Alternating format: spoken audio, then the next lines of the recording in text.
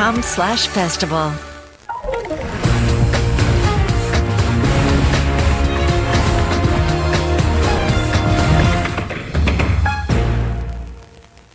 Hi, I'm Ben Mankiewicz. Welcome to TCM and tonight's lineup, a double feature of mutant sci-fi thrillers from the 1950s, a golden age of science fiction movies.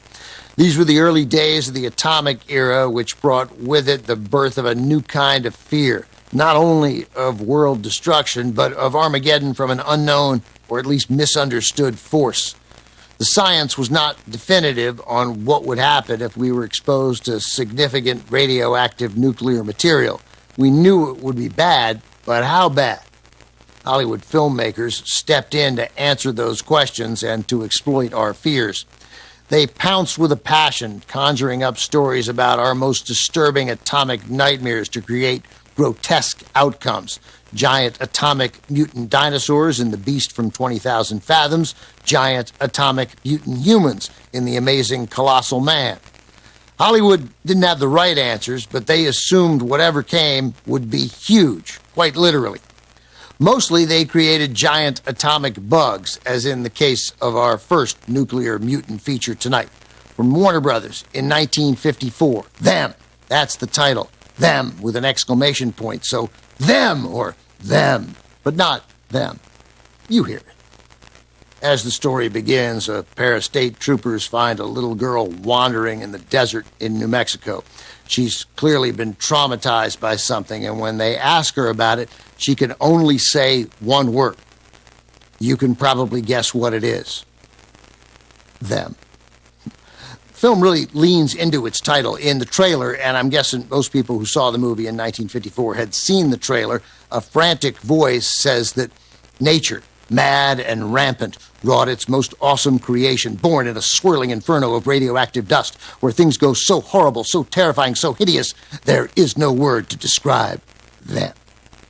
Trailer also gave the audience some shots of these giant mutant ants, too, more than enough to pique our curiosity. For a B-movie, Them boasts a strong cast, including James Whitmore, Edmund Gwenn, and three actors who would soon become much bigger stars on television.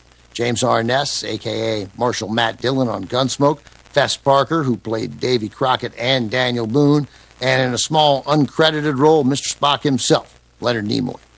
From Warner Brothers in 1954, directed by Gordon Douglas. Them, but not them.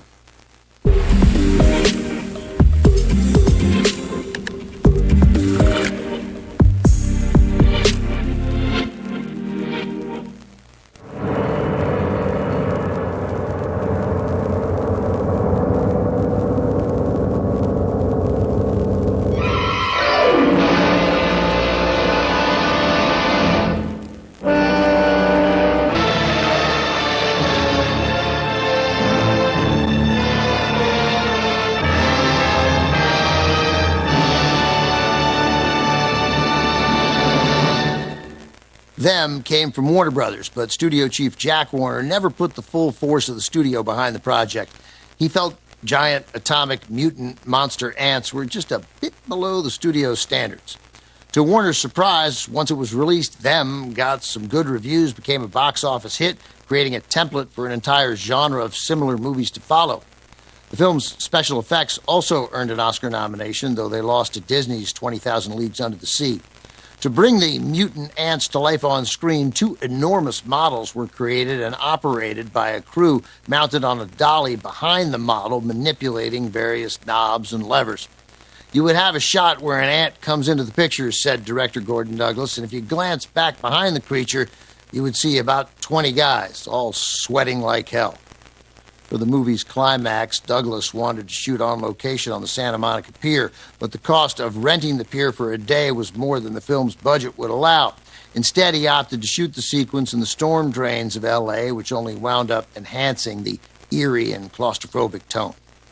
Coming up, a giant nuclear creature wreaks havoc on a mining village in the 1956 Japanese monster movie Rodan. That's next on TCM. Next on TCM, Rodan, then Caged, and later The Ritz. TCM goes where fashion sits tonight.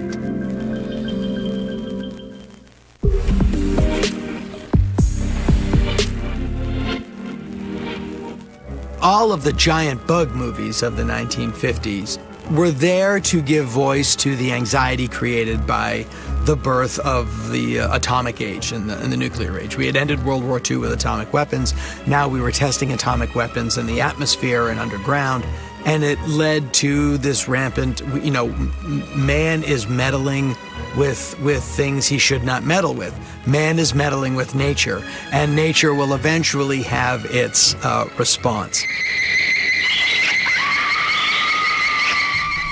Them being a prime example of the most insignificant bug you can imagine, ants.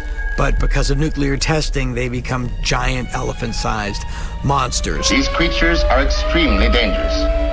They have already killed a number of persons. Stay in your homes, I repeat. Stay in your homes.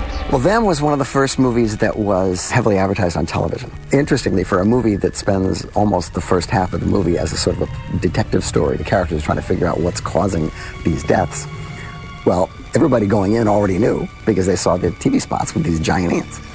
And nonetheless, the movie is so well made that it works on every level. It's really well cast, and James Whitmore steals every scene that he's in. If you ever watch the movie, just watch James Whitmore. He's always doing something.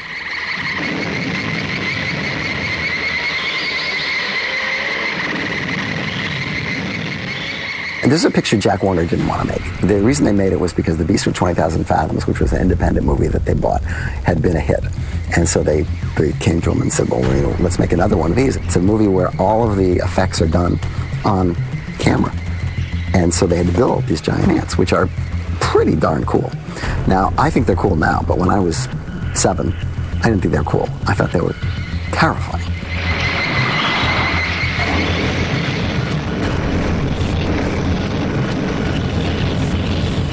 The template for Them became the template for a decade's worth of giant insect, giant monster, giant rodent, giant whatever movies, because they would just take the story, because it was such a good story, it was so well told, that they would just adapt it to a different monster, all of which, kids liked, but there's really nothing quite like Them.